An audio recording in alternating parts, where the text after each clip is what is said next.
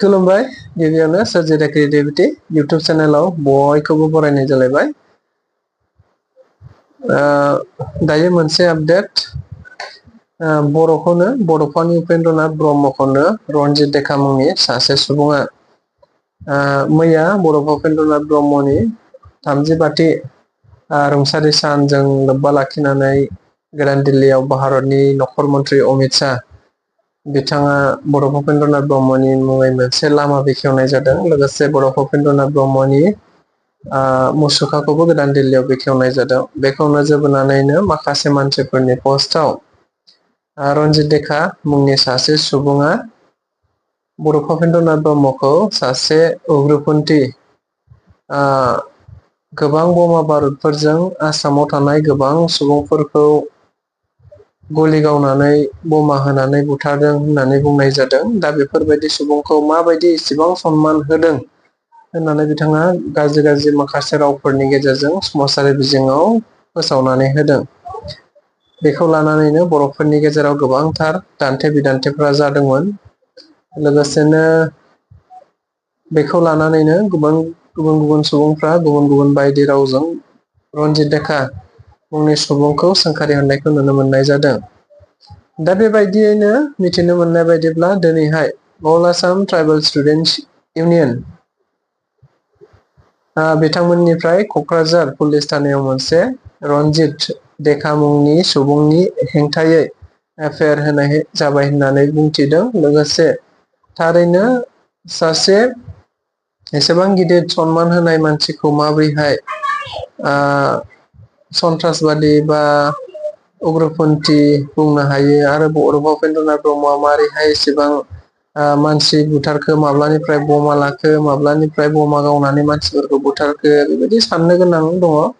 बिथाङा बबाव नुदों माबोरै बुंदों बे बिथांनि बाथ्रा, खिन्थु समाजारि बिजोंनि गेजेराव बिथाङा बड'फा उपेन्द्रनाथ ब्रह्मखौ सासे उग्रपन्थी होननानै बुंदों आरो बिथांनि बियो बिराद गिदिर दाय।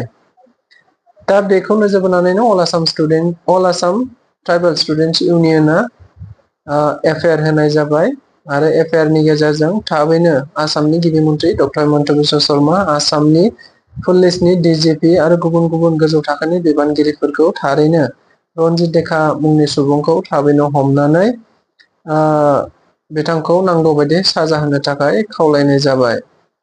लोगोसेनो मिथिनो मोनबावनाय बायदिब्ला रनजित देखा जायबा बे पस्टखौ होदों, जायबा बे बायदि बाथ्राखौ बुंदों, बिथाङा जाहैबाय बजालि पाठसालानि बजालि हायार सेकेन्डारि स्कुलनि सासे एसिस्टेन्ट टिचार होननानै मिथिनाय जादों। नाथाय बाथ्राया बेसो, सासे फोरोंगिरि जालायनानैबो बिथाङा बबेहाय माब्रै बेबायदि बाथ्राखौ बुंखो, बोरै बुंखो, बेसो साननो गोनां बाथ्रा।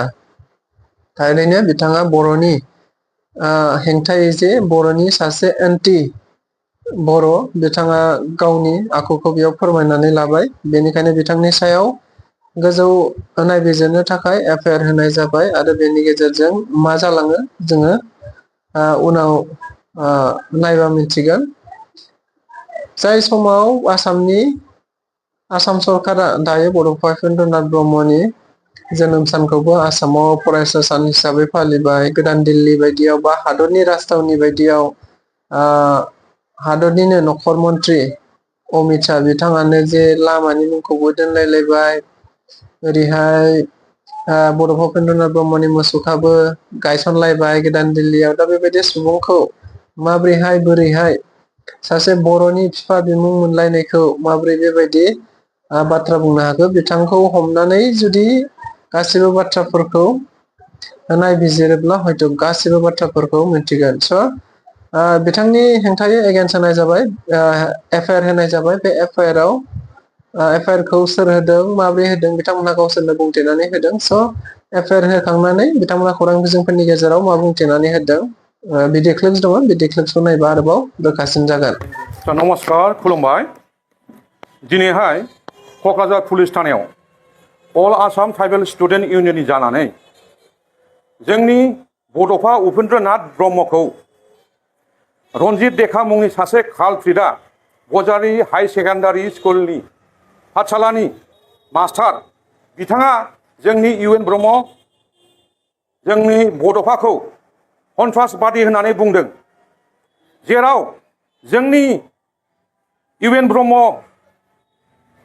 फादार अफ बड'सखौ आसाम गभर्नमेन्टआ एनाउन्स खालामबाय स्टुडेन्टस डे होननानै फालियो जेराव दाख्लैसो 1 मेआव बिनि थैनाय सानाव दिल्लीयाव अमित शाह बिथाङा जोंनि इउएन ब्रह्मनि स्टेचु अपेनिं खालामबाय लोगोसे इउएन ब्रह्मनि नामैनो मोनसे लामाखौ बिनि नामै मुं दोनबाय बेफोरबायदि जोंनि हारिनि एकदम थैस' थांस' हारिनि खामानि मावनानै बिथाङा थैलांबाय बेफोरबायदि सुबुंखौ सन्त्रासबादि होननानै बुंबाय बे जोंनि बर' हारिनि थाखाय दुखुनांथाव जोंखौ बर' हारिखौ थाथिल' खालामदों बेफोरबायदि मानसिखौ कालप्रिटखौ थाबैनो जोंनि आसामनि DIG आसामनि CM हेमन्त बिश्व साहा आरो क'क्राझारनि SP बिथांमोनखौ आं गुरै खावलायदों बिथांखौ गोख्रैनो एट्रसिटि एक्ट आइननि दारै बिथांखौ हमनानै गोख्रैयै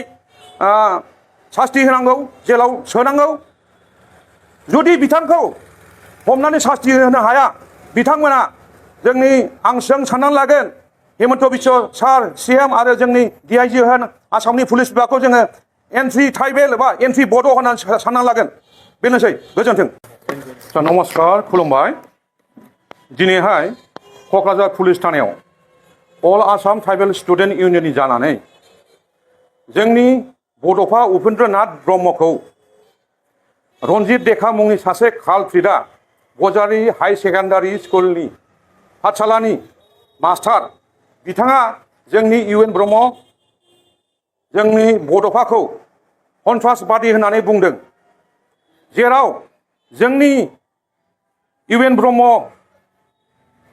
फादार अफ बड'सखौ आसाम गभर्नमेन्टआ एनाउन्स खालामबाय स्टुडेन्टस डे होननानै फालियो जेराव दाख्लैसो 1 मेआव बिनि थैनाय सानाव दिल्लीयाव अमित शाह बिथाङा जोंनि इउएन ब्रह्मनि स्टेचु अपेनिं खालामबाय लोगोसे इउएन ब्रह्मनि नामैनो मोनसे लामाखौ बिनि नामै मुं दोनबाय बेफोरबायदि जोंनि हारिनि एकदम थैस' थांस' हारिनि खामानि मावनानै बिथाङा थैलांबाय बेफोरबायदि सुबुंखौ सन्त्रासबादि होननानै बुंबाय बे जोंनि बर' हारिनि थाखाय दुखुनांथाव जोंखौ बर' हारिखौ थाथिल' खालामदों बेफोरबायदि मानसिखौ कालप्रिटखौ थाबैनो जोंनि आसामनि DIG आसामनि CM हेमन्त बिश्व साहा आरो क'क्राझारनि SP बिथांमोनखौ आं गुरै खावलायदों बिथांखौ गोख्रैनो एट्रसिटि एक्ट आइननि दारै बिथांखौ हमनानै गोख्रैयै सास्ति होनांगौ जेलाव सोनांगौ जुदि बिथांखौ हमनानै सास्ति होनो हाया बिथांमोना जोंनि आं साननानै लागोन हेमन्त बिश्व सार CM आरो जोंनि DIG होन आसामनि पुलिस बिभागखौ जोङो एन्ट्रि ट्राइबेल एबा एन्ट्रि बड' होननानै साननानै लागोन